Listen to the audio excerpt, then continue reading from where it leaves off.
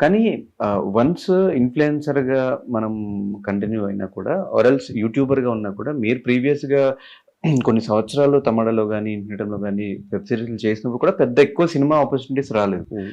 మిగతా వాళ్ళు ఎవరైనా వేరే కమెడియన్స్ చూసుకుంటే వాళ్ళు ఇవేం చేయకపోయినా కూడా వాళ్ళకి మంచి ఆపర్చునిటీస్ సినిమాల్లో దొరికినాయి.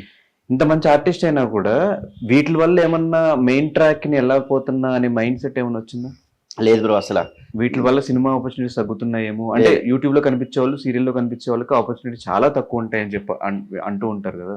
యూట్యూబ్ చేసినంత మాత్రం ఆపర్చునిటీస్ తక్కువ ఉంటాయి అని అంటే నేను నమ్మను. ఎందుకు నమ్మనంటే మీకు తెలుసో తెలీదో నేను ఇప్పటికి లిటరల్‌గా ఒక 10 సినిమాల దాకా చేశా. అన్ని కూడా ఫుల్ లెంత్ రోల్ చేశా. అదే బంచిక్ బబుల్ గాని, బబులు మాయ మూవీస్ అని కొడితే అవన్నీ వస్తాయి. అంతవరకు నేను రీసెంట్‌గా నేను జిలేబీ అని ఒక మూవీ చేశా. ఆ మూవీ డైరెక్టర్ కూడా ఇన్‌స్టాగ్రామ్‌లో స్టోరీ పెట్టి ఏడుస్తూ ఎమోషనల్ అవును. అంటే అదే అంటున్నాను నేను ఆల్రెడీ ఒక 6 నేను ప్రూవ్ చేసుకునేలాగా ఒక 6 to 7 మూవీస్ దాకా అన్నీ చేశా. ఇవన్నీ కూడా వస్తున్నాయి పోతున్నాయి అంత పేరు రావట్లేదు నాకు. సో ఫైనల్‌గా జిలేబీ మూవీ పడింది నాకు. డైరెక్టర్ గారు ఎవరు? విజయభాస్కర్ గారు. నువ్వు నాకు నచ్చావు, మల్లేశ్వరి, మన్మధుడి గారి బ్లాక్ బస్టర్ ఇచ్చిన డైరెక్టర్ గారు మాట. సో అతను పిలిచిన నేను టక్కుమని పరిగెట్టుకుని వెళ్ళిపోయి తర్వాత బబులు నువ్వు ఎలా రోల్ అని సార్ చేస్తాను సార్ అన్న కట్ చేసి చూస్తే అది నాకు ఫుల్ లెంత్ రోల్. ఒక విధంగా నువ్వు జిలేబీ మూవీ చూస్తే సినిమా మొత్తంలో హీరో కింద ఒక విధంగా నేనే ఉంటాను అంటే యాజ్ ఎ కామెడీగా మొత్తం అంతా ఫస్ట్ నుంచి లాస్ట్ వరకు ఒక ఆట ఆడించేస్తాను. సో ఇంకా సినిమా వస్తుంది ఇంకా అంటే ఇప్పటి వరకు నేను ఎప్పుడు పెట్టుకోలేని హోప్స్ అన్ని కూడా అందులో పెట్టుకున్నాను. సినిమా వచ్చేస్తుంది కానీ కట్ చేసి వస్తే మైనస్ ఏమైందంటే ప్రమోషన్స్ చేయలేదు. అసలు జిలేబీ సినిమా వస్తుంది ప్రమోషన్స్ చేయలేదు, జనాలకు తెలియలేదు. కాబట్టి నాకు ఎంత బాధ ఎంత ఏడుపు అంటే థియేటర్కి వెళ్ళిపోతే తిప్పి చూస్తే ఒక 50 మంది కూడా లేరు అక్కడ. ఎవరు లేరు.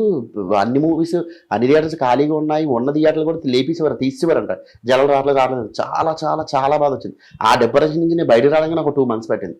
ఇక్కడ 2-3 పాయింట్స్ నేను మొత్తం హోప్ సినిమా పెట్టుకోవడానికి నేను చేసిన క్యారెక్టర్ ఒకటైతే అంటే బబ్బులు 100% 1000% ఇచ్చాడు, ఎఫర్ట్స్ పెట్టాడు ఆ సినిమాలో. సో ఈ సినిమా వస్తే నేను స్టార్ అవుతున్నాయి అన్ని పక్కన పెడేస్తే ఒక మంచి సినిమా చేశాను. బబ్బులు అన్నాడు 70mm స్క్రీన్ మీద కూడా బాగా కనిపిస్తాడని కూడా చేశాను. అదొకటి. ఇంకోటి అంటే విజయభాస్కర్ సార్ ఉన్నారు కదా. సో డెఫినెట్గా సో ఈ కాంబో పెట్టుకుని నేను పర్లేదు మంచి పేరు వస్తుంది అనుకున్నాను కానీ మొత్తం రివర్స్ అయిపోయింది. అసలు సినిమా థియేటర్కి వెళ్ళలేదు. చాలా చాలా బాధ అనిపించింది. ఏడుపు లిటరల్లీ 2 months దాని నుంచి బయట రాలేపోయాను నేను.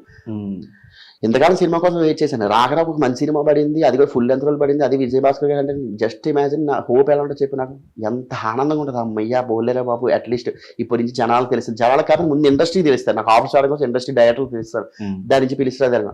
బట్ కట్ చేసి చూస్తే సినిమా అసలు ఆడలేదంటే ముందు జనాలు వెళ్తే తెలుస్తుంది రివ్యూ ఎలా ఉంది ఏంటంటే. వాళ్ళు జనాలు వెళ్ళలేదు, ఏం తెలియలేదు. చాలా బాగా అనిపించింది. 2 months ఇంకా అక్కడే ఫిక్స్ అయిపోయాను నేను. ఏం ఫిక్స్ అయ్యానంటే బాహుబలి లాంటి సినిమా చేసినా కూడా వెళ్ళేనా చేసేనా వచ్చేనా నా ఎఫర్ట్స్ నేను 200% పెట్టాను అంతే. ఇంకా అది రిజల్ట్ వస్తుందని నాకు అనవసరం. ఇంక నేను ఫిక్స్ అయిపోయింది. అంటే ప్రతి మనిషికి ఒక లెసన్ నేర్పిస్తుంది. ఒక్కటి జరిగినా కూడా నాకు అది నేర్పించింది బాగా. నేను ఫిక్స్ అయిపోయాను. ఇంకా ఎప్పుడు హోప్స్ అనేది మనం పెట్టుకోకూడదు, వెళ్ళడం మన పని మనం చేసుకుంటాడు వచ్చేయడం. కానీ కట్ చేసి చూస్తే తర్వాత ఓటీటీలోకి వచ్చిన తర్వాత చాలా మంది నాకు ఇన్స్టాగ్రామ్లో మెసేజ్ చేశారు.